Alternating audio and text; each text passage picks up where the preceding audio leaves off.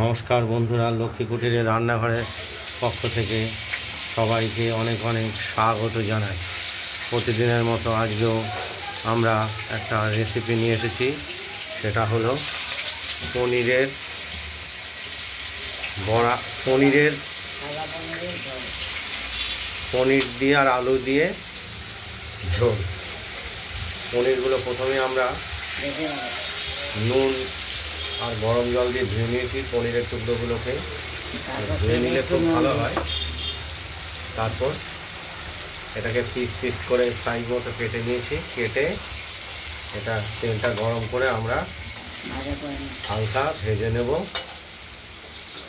দেখতেই পাচ্ছেন ভাজা হচ্ছে। আর এখানে আলুগুলো আমরা সাইজ করে কেটে নিয়েছি এবং জল দিয়ে ধুয়ে পরিষ্কার করে রেখেছি। এর পনিরটা ভাজা হলে আলুগুলো ভাজবো। পনিরটা ভাজা হচ্ছে। আর এই পনিরে আমরা যে মশলাটা ব্যবহার করব সেটা আমরা শিলে আগেই বেটে নিয়েছি। বেটে বাটিতে তুলে নিয়েছি। এখানে ওই ছোটো চা চামচের 1.5 চামচ জিরে দিয়েছি, আদা কিছুটা দিয়েছি, আর লাল একটু অপেক্ষাকৃত লাল কাঁচা লঙ্কা এগুলো দিয়েছি। দিয়ে 3টের মতো পরিমাণ দিয়ে এটা বেটে নিয়েছি। এখনকার কাঁচা লঙ্কা ভীষণ ঝাল, বেশি দিলে খাওয়াই যাবে না। দেখতে পাচ্ছেন পনিরের পিসগুলোকে ভেজে নেওয়া হচ্ছে। একটু ধীরে ধীরেই ভাজতে হবে, ফেললে স্বাদ লাগবে না। পুড়ে গেলে আবার টেস্টটাই অন্যরকম হবে।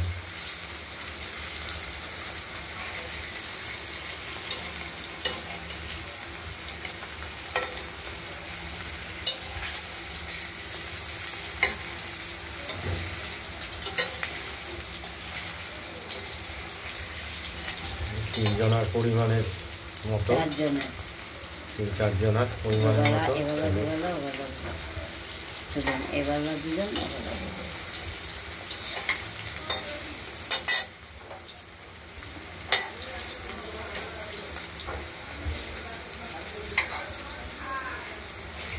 আজকে যেহেতু শনিবার, সেহেতু আজকে নিরামিষের দিন। বৃহস্পতিবার শনিবার নিরামিষ।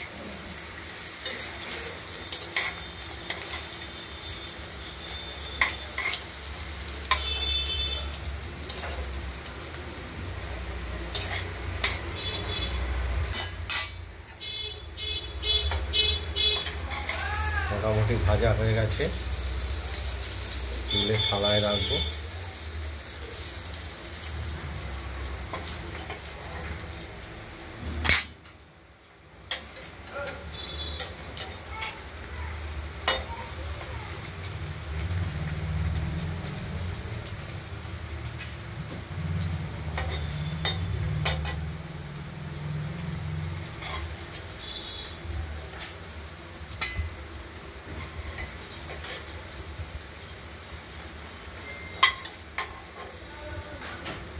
সব কটা পনিরের টুকরোই তুলে নিলাম। দেখতে থাকুন। আমরা এবার তেলেতে শুকনো লঙ্কা আর তেজপাতা আগেই দিয়ে নিয়েছি, এগুলো একটু হালকা ভাজা ভাজা করে নেব। আর জিরে দেব ফোড়ন হিসাবে।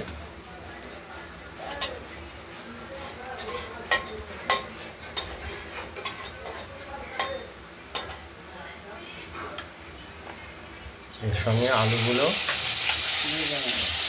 ভেজে নেব।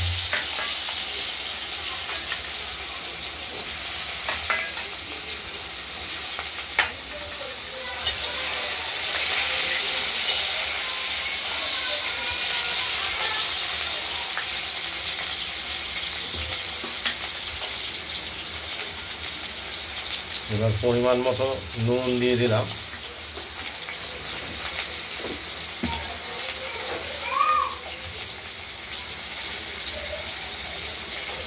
আর হলুদটাও দিয়ে দিলাম পরিমাণ মতো। আর এই মশলাটায় হলুদটা দিয়ে নিলাম, এটা জলে ভিজলে রঙটা ভালো হবে। এই মশলাটা দিয়ে আমরা আলুটা ভাজা হয়ে গেলে কাঁপলে বা কষিয়ে নেব। দেখতে থাকুন, আলুটা ভাজা হয়ে গেছে। এবার আমরা মশলাটার হলুদটা জলে গুলে এর মধ্যে দেবো, অল্প জল দিয়ে গুলে দেবো। এবার এই অবস্থায় নাড়াচাড়া করে মশলাটাকে কষিয়ে কষা হবে, তারপর ঝোল দেবো। কষা হবে, তারপর ঝোল দেবো। আর পনিরগুলো তো আলাদা করে ভেজে তুলে রাখাই হয়েছে আগে।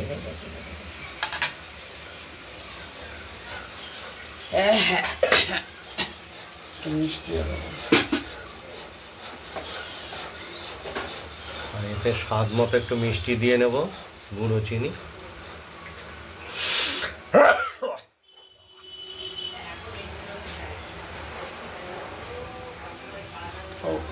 তরকারির স্বাদটা খুব টেস্টফুল হয়। দেখতে থাকুন।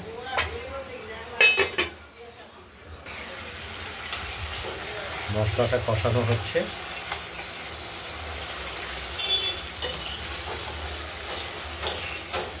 আরো কিছুটা সময় লাগবে।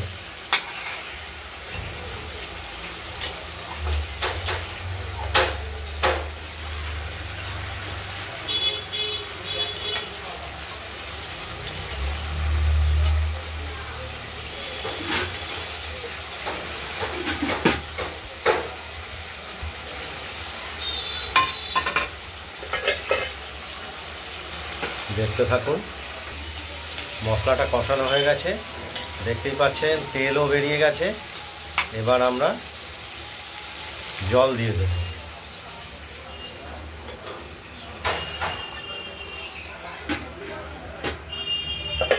জল দিয়ে ফুটবে, আর এর মধ্যে এই পনিরটা ভেজে রেখেছিলাম আগেই, পনির ছোট ছোট করে কাটা, এই পনিরটা আমরা ঝোলের মধ্যে দিয়ে দিলাম। এবার ঝোলটা একটু ফুটে উঠলেই আমাদের এই আলুটাও সেদ্ধ হবে।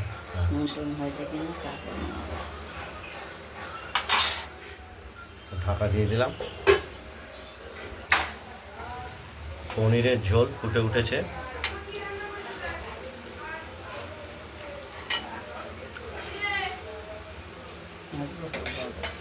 হ্যাঁ, এটা আলুটা এখনো একটু শক্ত আছে, আর একটু হবে কিছুটা সময়। পনিরের ঝোলটা হয়ে গেছে, আলুটাও সেদ্ধ হয়ে গেছে। আমরা এবার নামিয়ে ফেলবো। নামিয়েও ফেললাম থালাতে, দেখতে পাচ্ছেন।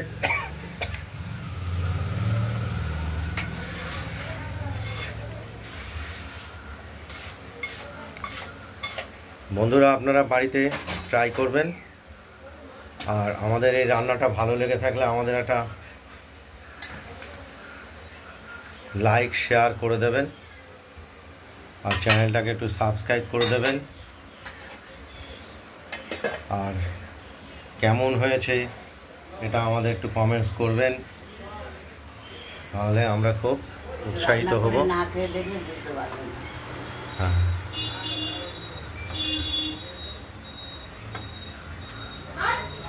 যেহেতু আজকে শনিবার, পুরোটাই নিরামিষ। আজ এই পর্যন্তই এই ভিডিওটার। এরপরে আর একটা ভিডিও দেখাচ্ছি, দ্বিতীয় ভিডিওতে আমরা দেখাবো আরেকটা রেসিপি। আমরা এখানে শেষ করছি।